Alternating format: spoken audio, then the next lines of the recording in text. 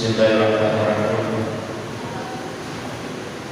Assalamualaikum warahmatullahi wabarakatuh.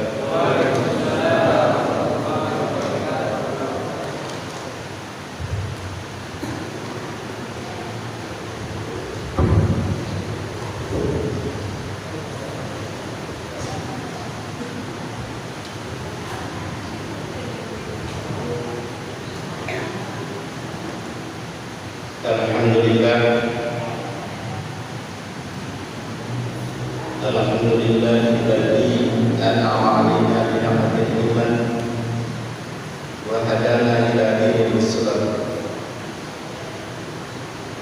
Asyhadu an la ilaha illallah wahdahu la syarika lah, dzul jalali wal kamali wal ikram. Wa asyhadu anna sayyidana Muhammadan 'abduhu wa rasuluhu dzul jalali wal kamali wal ikram. Wa asyhadu anna sayyidana Muhammadan 'abduhu wa rasuluhu al-mab'uts bi-syara'atil Islam. Allahumma salli wa sallim wa barik ala sayyidina wa maulana Muhammadin wa ala alihi wa ashabihi al-kiram.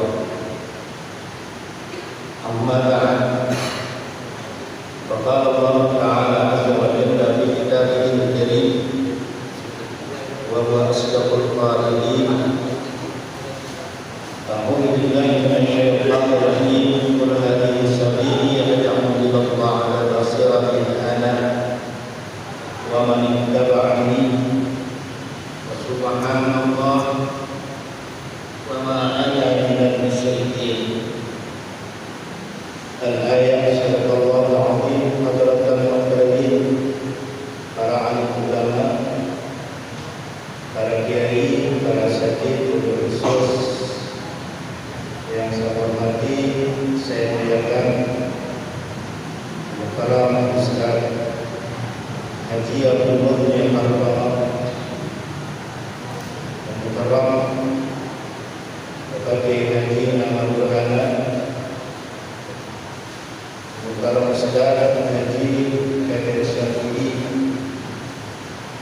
dan segenap asatidz yang saya tidak sebutkan satu persatu namanya, namun tidak mengurangi takdim pribadi saya kepada beliau semua, bapak-bapak, ibu-ibu, hadirin hadirat jamaah yang mudah-mudahan 20 malam ini berikan sehat walafiat, berikan panjang umur, sukses selalu dalam raih rezeki yang halal, terhindar dari segala macam musibah, rahmat dan dijaga oleh Allah Subhanahu wa taala.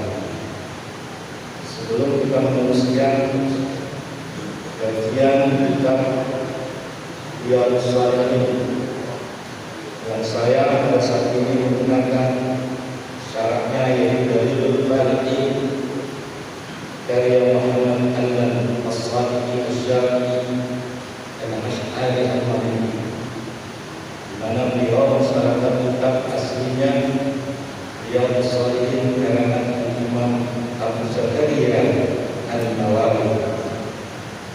Sebelumnya dilanjutkan, kita kabarkan Fatihah pada dua ulama besar ini, mudah-mudahan dengan tabaruk Fatihah, wasilah Fatihah, kita akan mudah memperoleh ilmu yang manfaat, ilmu yang bisa kita amalkan dalam kehidupan sehari-hari.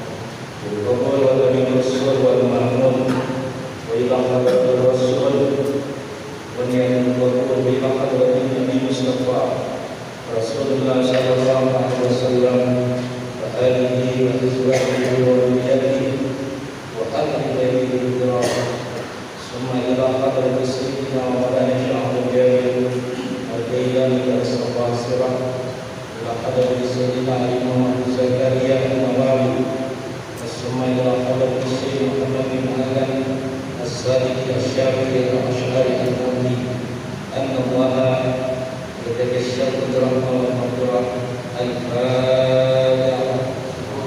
A'udzubillahi minasyaitonir rajim. Bismillahirrahmanirrahim. Alhamdulillahirabbil alamin arrahmanir rahim maliki yaumiddin. Iyyaka na'budu wa iyyaka nasta'in. Ihdinas siratal mustaqim. Shiratal ladzina an'amta 'alaihim ghairil maghdubi 'alaihim waladdallin. Rabbighfirli wa liwalidayya. Bapak Ibu hadirin hadirat jamaah, di dalam pembahasan yang lalu dan telah memahami bahwa konsep amar ma'ruf nahi munkar, di mana Habib al-Mahmud al-Amin al-Badri itu menjelaskan mengenai bab ini, dan saya kembali kepada kitab ini lagi, bahwa di dalam kitab ini terdapat isu sentral yang dimaksud adalah dasar yuridis mengenai pelaksanaan amar ma'ruf nahi munkar. Amar itu berarti perintah mengerjakan yang baik, amar ma'ruf mengerjakan perintah yang baik. Wa nahyu 'anil munkar pengertiannya adalah mencegah dari perbuatan keji dan munkar. Munkar yang dimaksud bisa dimulai dengan munkar pada diri kita, bisa dimulai dengan munkar yang ada pada keluarga kita. Apakah itu dilakukan oleh istri, anak, famili, keponakan, dan semuanya al-aqribah, keluarga terdekat di dalam keluarga, bisa disebut dengan kemungkaran. Kemudian di luar dari rumah tangga, maka kita terdapat adanya kemungkaran. Ya, kemungkaran ini jenisnya banyak sekali. Bapak Ibu, termasuk misal kita menemukan orang gila yang melanjang bulan, itu adalah termasuk kemungkaran yang harus ditangani oleh kita. Kita jangan diam aja. Misal ada orang gila yang tidak sehat akalnya, itu kan sering yang melanjang bulan tanpa sehelai kain yang menutupi auratnya. Maka kita yang sadar harus pada saat itu segera untuk dikasih baju. Nah, itu cara untuk mencegah kemungkaran. Kemudian juga ada kemungkaran dalam bentuk tindakan kriminal. Ya, ada juga dalam bentuk perzinahan. Nah, sekarang perzinahan itu praktek prostitusi itu ada di mana-mana. Bahkan nggak tanggung-tanggung. Ya, sekarang ini praktek prostitusi itu sudah pakai online. Nah, Bapak begitu buka HP tinggal pilih. Nah, untuk itu kan. Ya, ini adalah kemungkaran sebenarnya sudah ada di depan kita. Nah, baik. Isu sentral yang kedua dari pembahasan amar ma'ruf nahi munkar ini adalah surah Al-Imran ayat 110. Wa qala ta'ala kuntum khayra ummatin ukhrijat lin-nasi ta'muruna bil ma'ruf wa tanhauna 'anil munkar. Kuntum khayra ummah, kamu adalah umat yang terbaik. Berarti kalau umat terbaik memiliki kualitas apanya? Kalau kualitas akhlaknya, kualitas akhlaknya, kualitas ibadahnya, kualitas muamalahnya. Berarti akidahnya, akhlaknya, ibadahnya, muamalahnya. Inilah ukuran khairul ummah. Kalau kita misalnya dipanggil Pak Haji, berarti tolong ukurnya seperti ini. Ya, pertama Pak Haji, kita dipanggil Haji. Pak Haji akidahnya kayak apa? Pak Haji ibadahnya kayak apa? Pak Haji akhlaknya kayak apa? Pak Haji muamalahnya kayak apa? Ukurannya apa? Apabila kita ini dipanggil Bu Haji, maka Bu Haji akidahnya kayak apa? Bu Haji ibadahnya kayak apa? Bu Haji akhlaknya kayak apa? Terus muamalah juga kayak apa? Kalau kita dipanggil Ustaz, Kiai, Ustaz akhlaknya kayak apa? Ibadahnya apa? Akidahnya kayak apa? Muamalahnya juga kayak apa? Itu tolong ukur. Kalau kita sudah dipanggil RT ke RW, RW itu akidahnya kayak apa? RW itu ibadahnya kayak apa? RW itu akhlaknya kayak apa?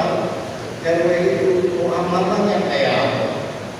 Nah, ukuran bagi standarisasi di mana orang bisa disebut dengan khairul ummah.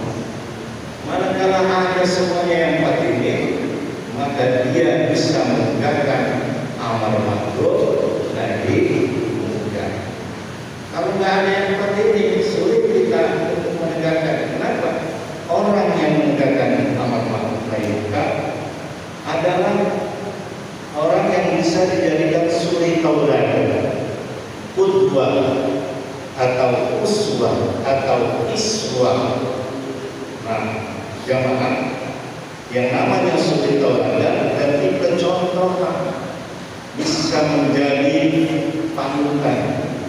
Orang misalkan maaf sekali bilang udah kamu jangan melakukan zina, ya misalkan tokoh masyarakat menyerukan jangan kamu melakukan zina, dia sendiri selingkuh, ya dia sendiri yang melakukan hal-hal yang tidak baik.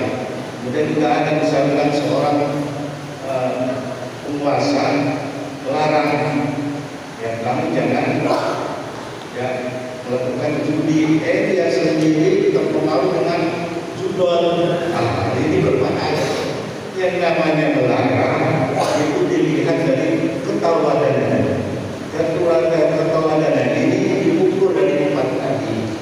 Nah, ini yang disebutkan bentuk khairul ummah. Ukhrijat linnas. Karena model seperti ini diberikan apresiasi pada Allah Ta'ala. Ukhrijat linnas, dikeluarkan kamu, ya diciptakan kamu linnas untuk menghadapi masyarakat, ya. Terus untuk apa tujuannya? Ta'muruna bil ma'ruf, kamu harus yang melaksanakan yang ma'ruf, memerintahkan yang ma'ruf, wa tanhauna 'anil munkar, dan kamu harus dapat mencegah perbuatan dari perbuatan kecil dan munkar. Hadirin jamaah, tentu perbuatan amar ma'ruf nahi munkar digunakan dengan cara-cara yang baik. Kalau dengan cara-cara yang baik berarti ada konsepnya, ada metodologinya. Supaya apa? Supaya kita ini terhindar dari konflik. Ya, seorang kalau sudah bicara amar ma'ruf nahi munkar, justru yang muncul adalah konflik. Nah, konflik ini perpecahan di tengah masyarakat. Misalkan ada satu rumah dipakai dengan untuk melakukan kegiatan berjudi atau perbuatan maksiat. Siapa dulu yang harus bergerak? Yang bergerak ini adalah Pak RW dan Pak RT-nya.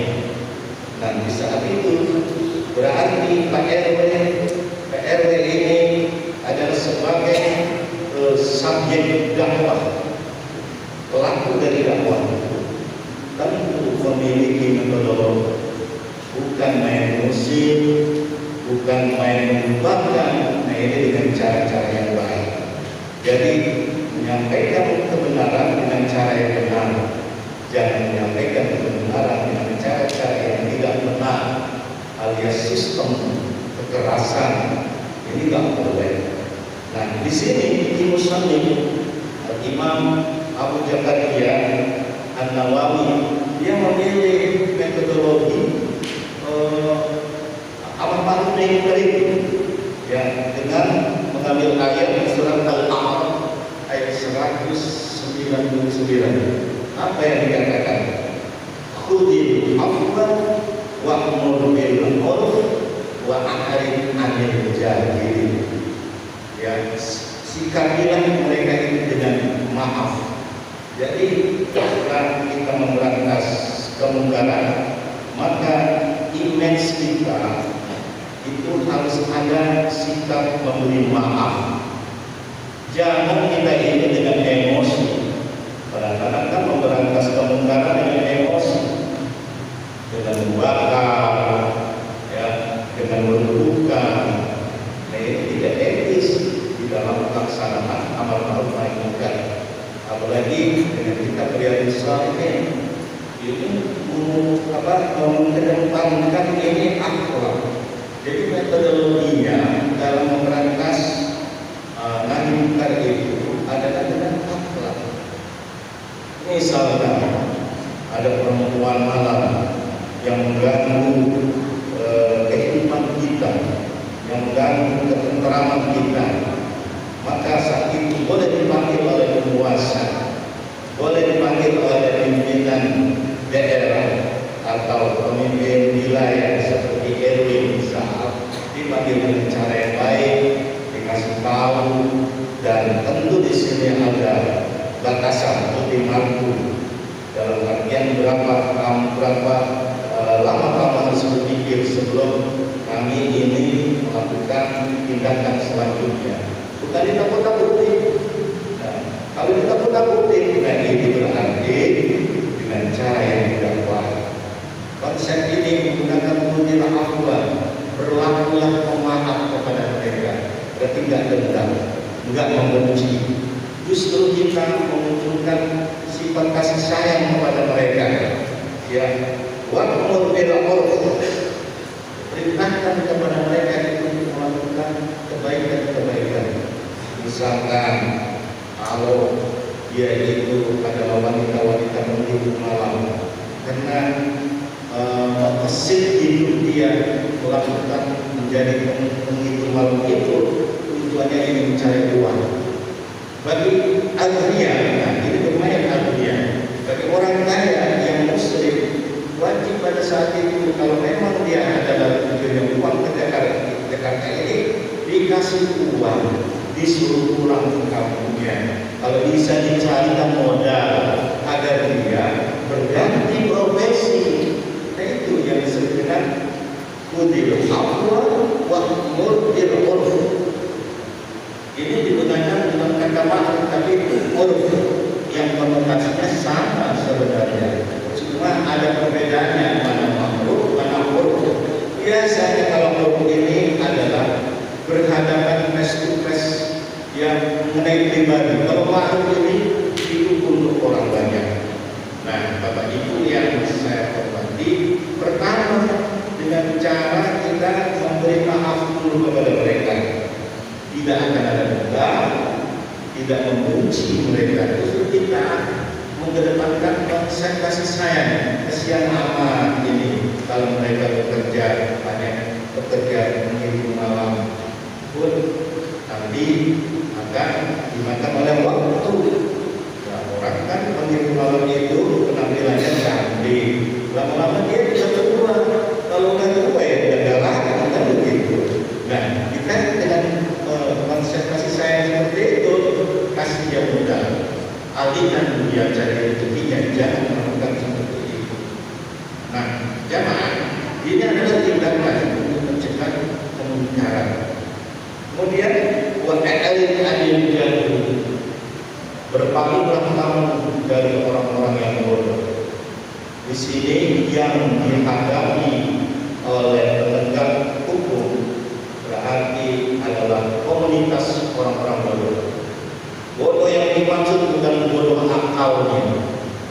dimaksud bukan bodoh dalam latar belakang status pendidikannya. Kebanyakan ada juga orang yang memiliki status pendidikan yang tinggi, tapi masalah agamanya kurang, masalah ibadahnya juga kurang, masalah akhlaknya juga kurang. Ini termasuk al-jahilin. Dijatuh di sini jangan diasumsikan bahwa orang ini tidak berpendidikan. Orang yang biasanya berpendidikan tapi tidak memiliki etika, artinya pada saat itu keras, kos jatuh, ini susah untuk menerima nasihat. Jadi di sini adalah mahjubil qalbi, tertutup hatinya untuk menerima nasihat. Apa pernah gak melihat orang tertutup hatinya untuk menerima nasihat? Ada. Kadang-kadang kita sendiri, maaf, kita nasihatin anak kita sendiri gak apa-apa. Benar? Iya. Maaf lagi. Kadang-kadang istri kita mahjub fil qalbi, tertutup hati. Kalau sudah tertutup ini nggak bisa siapa orangnya. Kalau sudah tertutup ya tertutup. Ini yang disebut dengan al-jahilin. Bagaimana seorang penegak amar ma'ruf nahi munkar menghadapi komunitas jahil ini? Berani berpaling, bukan ditinggal, jangan salah paham. Maksudnya berpaling. Dalam berpaling kita tidak bisa bergaul dengan mereka, karena mereka itu hatinya sudah tertutup. Caranya bagaimana? Kita keluar dari komunitas itu, dipantau dari jauh, ya sampai di mana ya kemungkaran yang mereka lakukan. Seperti Nabi Muhammad Sallallahu Alaihi Wasallam di saat hijrah ke Madinah, itu bukan berarti meninggalkan total Mekah. Maka pada saat itu memang situasi dan kondisinya mereka kebanyakan orang menjudi, orang-orang yang tertutup hatinya. Rasulullah melangkah dalam artian menghindar dulu untuk mengambil strategi. Nah, pun demikian pengertian bahwa akhirin anil mujahidin ini bisa bermakna aturlah strategis untuk komunitas orang-orang jahil. Karena orang jahil ini percuma dinasihatkan kalau pada saat itu belum ada hidayah, belum ada petunjuk, susah. Maka ada aturan mainnya. Nah, di saat aturan mainnya tetap kita sebagai penegak memiliki yaitu sikap saling memaafkan. Bapak Ibu, nah di saat orang melaksanakan amar ma'ruf, maka tidak bisa lepas dari rukun amar ma'ruf nahi munkar. Imam Ghazali dalam kitabnya Ihya Ulumuddin ada minimal itu ada 4 rukun melaksanakan amar ma'ruf nahi munkar. Yang pertama adalah muhtasib, ya dari ihtisab. Ya, masalah yang ditemukan adalah ihtisab yang perlu dikoreksi, yang perlu dibenahi. Nah, ihtisab ini punya guidance itu artinya tuntunan atau peranata sosial. Nah, kalau tidak ada tuntunan apa? Bisa kita menggunakan awal-awal tentang Al-Quran dan hadis. Ya, di mana Al-Quran dan hadis ini membenahi dulu akhlak mereka, akidah mereka, ibadah mereka, amalan mereka. Nah, di saat Nabi Muhammad Sallallahu Alaihi Wasallam berhijrah ke Yasrib, di mana Yasrib? Yasrib itu adalah Madinah. Sekarang disebut dengan Madinah. Dulu sebelum Madinah disebut dengan Yasrib. Ditemukan oleh Rasulullah pedagang yang jelas, pedagang yang curang. Ya, kalau misalkan ditemukan oleh Rasulullah pada saat itu ada karung-karung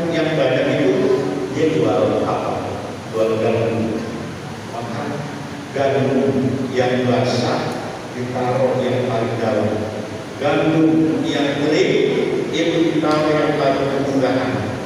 Nah, Rasulullah melihat dari jauh dia orang melakukan kecurangan, itu tangannya dimasukin oleh Rasulullah ke dalam karung, ternyata yang di dalam itu adalah basah.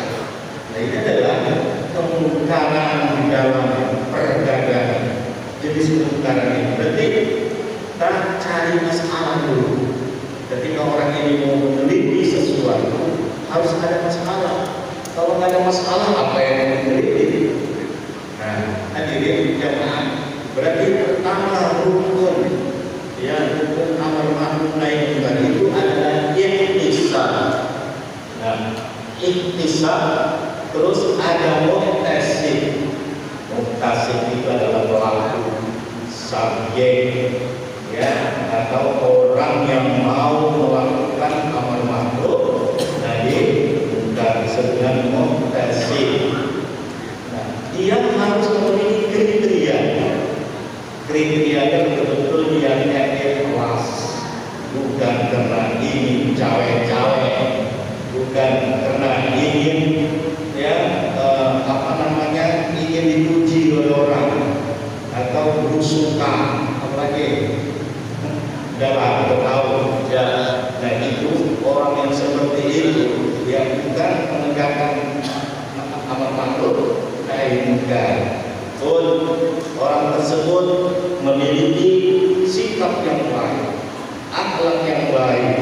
Kalau tidak memiliki akhlak yang baik, tidak menjadi syarat bahwa dia itu yang menjadi muhtasib.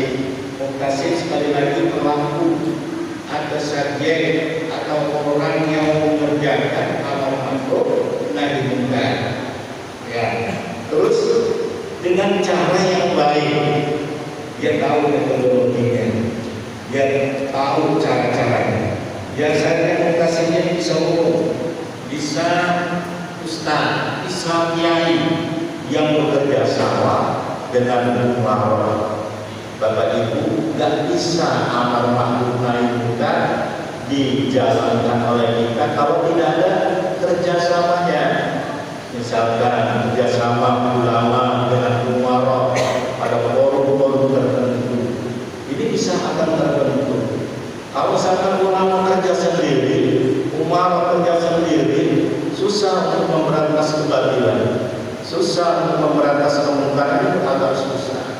Kalau dua unsur ini saja yang bisa, maka akan terlaksana.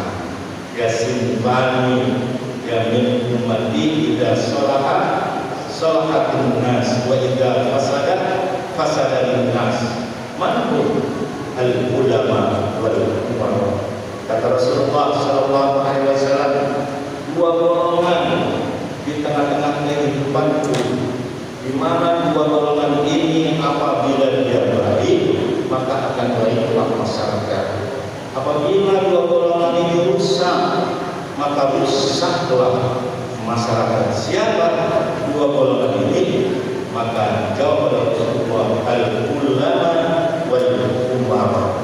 Berarti ada sinkretisme kerja bareng antara ulama dengan umara.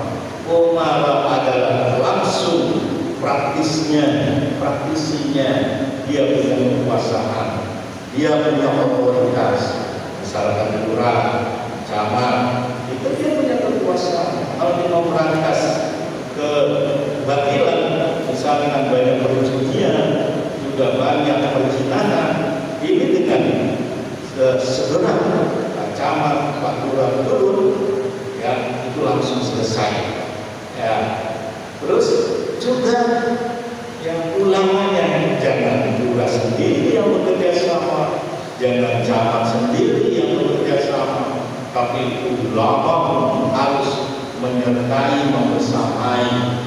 Juga kepolisian juga harus membersamai ulama, ya, karena memberantas kemungkaran. Nah, ini yang disebut dengan muhtasib. Nah, jemaah, setelah muhtasib baru ada muhtasab alaih. Ya, siapa muhtasab alaih ini?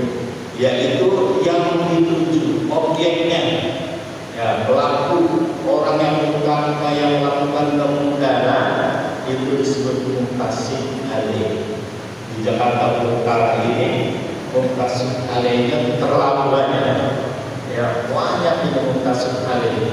Di mana-mana banyak lah, ya misalkan tawuran antar remaja.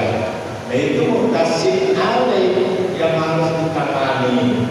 Apalagi coba Bapak memaham Pak, kalau Bapak kejadian di sana di Rambatan itu anak kecil itu bisa menodong supir-supir yang membawa oli bensin dengan paksa. Apabila jendelanya ini dibuka, itu langsung dia pakai pisau. Kok saya bisa mengatakan seperti ini? Karena saya melihat sendiri ketika supir, dua orang supir itu dirampok dengan anak-anak kecil yang bawa pistol, bukan bawa pistol, bawa senjata tajam, pisau segala macam. Nah itu namanya adalah muktasib alaih yang harus segera ditangani. Ya berhati-hati sekarang ini kalau kita naik mobil di lampu merah, kaca mobilnya tidak ditutup, bisa HP Bapak itu bisa diambil paksa. Atau juga barang berharga. Nah Bapak Ibu, apalagi yang disebutkan muktasib alaih. Nah tentu di sini kita jangan dendam. Sekali lagi jangan dendam. Jangan sekali kita ini memunculkan emosi kita. Nah di sini diperlakukan dengan baik.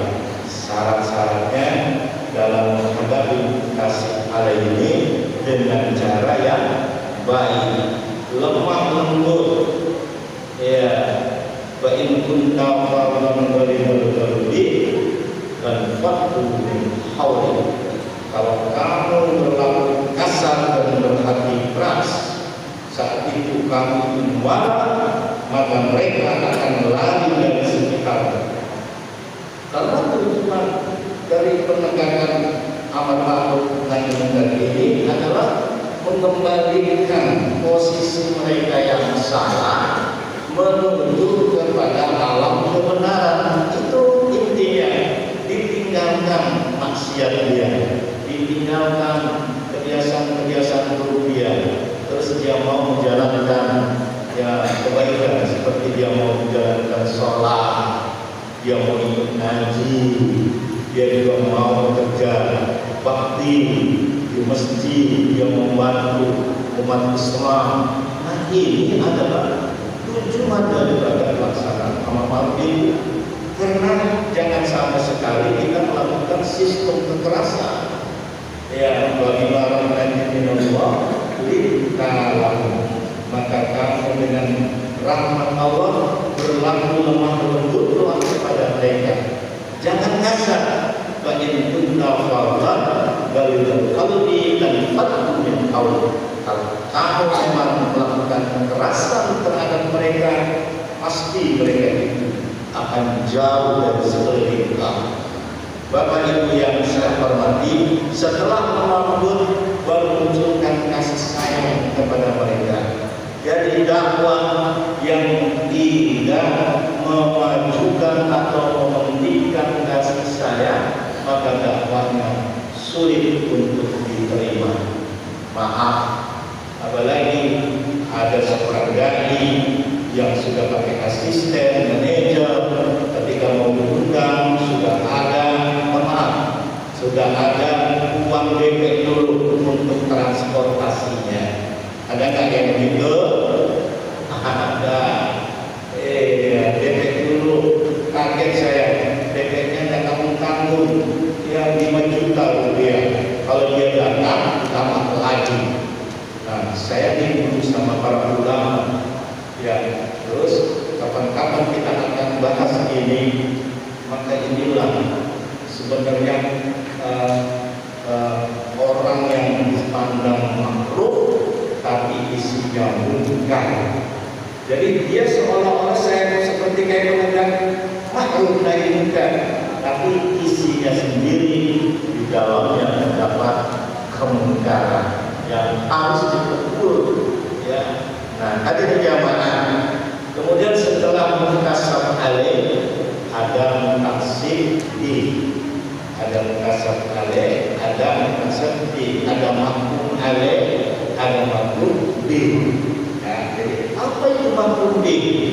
Nah, mahkum bihnya ini adalah perbuatan orang yang dicurigai melakukan kejahatan, kezaliman. Sudah sebatas mana? Kalau memang perbuatannya ini mengganggu stabilitas keamanan, kalau perbuatannya ini sudah mengganggu yang kenyamanan dalam akidah, kenyamanan dalam beribadah, maka kita tingkatkan presentasinya, pengawasannya, terutama kepada orang-orang yang memiliki wewenang otoritas untuk menangani masalah ini. Nah, banyak sekarang ini muncul ya muhtasib fiknya bermacam-macam. Ya, anak kita SMP saja ini sudah teracuni dengan pengaruh judi online, masya Allah. Ya, ada mahasiswa yang kena judul, ya gagal dia itu membuat skripsi. Ya, kenapa? Ya saya membimbing skripsi, jadi tahu persis tingkah laku mahasiswa sekarang ini. Ya, usia seperti itu sudah menunjukkan 150 juta, masya Allah. Ya bagaimana dia akan bersejana? Ya sementara dia sendiri kena akibat apa? Akibat judi online. Orang itu kalau sudah kegilaan judi, maka diiming-imingkan dia itu duit banyak, sehingga dia lupa diri, dia hutang lagi, lama-lama hutang itu hutang. Nah, hutangnya ini juga pakai online, bocor, ya. Dan kalau nggak dibayar, maka bunganya ini cukup besar sekali melibatkan diri dia. Bahaya, ya nanti akan menjadi mentalitas cengeng generasi kita. Bapak Ibu yang saya hormati, berarti yang ketiga ini, yang keempat ini adalah muhtasib perbuatannya.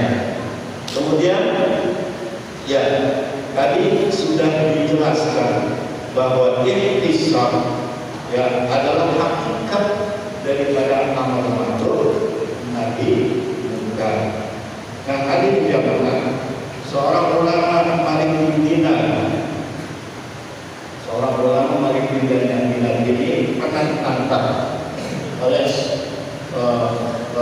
tentara Romawi lagi jalan di tengah pantai. Dia ditangkap bukan dijebloskan ke dalam penjara, tapi ditangkap dimasukkan ke dalam kapal. Di dalam kapal itu ternyata banyak para kiai, para ustadz yang ditangkap. Tujuannya apa? Mau dibuang ke daerah supaya kiai asatidz ini tidak bisa lagi yang menegakkan amar ma'ruf nahi munkar. Mau dibuang. Ini cara-cara orang-orang Eropa kalau dia benci kepada para dai, ya para mubaligh, para kiai itu dibuang supaya dia tidak bisa lagi melakukan kegiatan dakwahnya. Nah, sehingga ya Malik bin Dinar ini adalah salah satu orang yang saat ini menjadi incaran para tentara Romawi, dimasukkan ke dalam kapal tersebut. Ketika kapal ini sudah mulai berlayar, nah saat itu dengan menggunakan layar, yang layarnya ini sudah berkembang sehingga siang berjalan, angin tertiup juga kencang, tapi kapal ini tidak bisa berlayar. Bapak Ibu, sebentar saya akan katakan, ketika Malik bin Dinar sudah masuk ke kapal tadi, maka kapal ini tidak bisa berlayar. Dicari, mungkin ada kerusakan, kata mungkin, ternyata tidak ditemukan kerusakan. Dia teringat tugasnya ini, oh tadi ada seorang syekh itu, ya, baru masuk ke sini, mungkin dia kan, sebab dialah apa kita nggak bisa berangkat. Nah, saat itu Malik bin Dinar dipanggil. Tuan saya bebaskan, Anda keluar saja daripada orang yang di dalam ini yang sudah saya cari nggak bisa saya lakukan untuk dibawa ke Eropa. Apa kata Bapak bilang? Kalau mau mengundang saya, berikut teman-teman saya itu para syekh, para ustaz itu, saya tidak mau keluar. Kalau memang para kiai, para ustaz yang ada dalam kabar itu tidak ada bebaskan, maka dibebaskan. Sebab apa? Sebab ada balik di dina. Nah ini adalah intisab dengan cara yang lain, bukan cara peperangan, bukan cara yang kasar. Jadi kembali kepada rukun amal ma'ruf nahi munkar. Yang pertama adalah intisab, muktasib alaih, muktasib fi. Ada 4 amal kelima. Ini saja yang dapat saya sampaikan. Insyaallah kalau lanjut saya akan jelaskan 4 yang ini. Terima kasih. Assalamualaikum warahmatullahi wabarakatuh.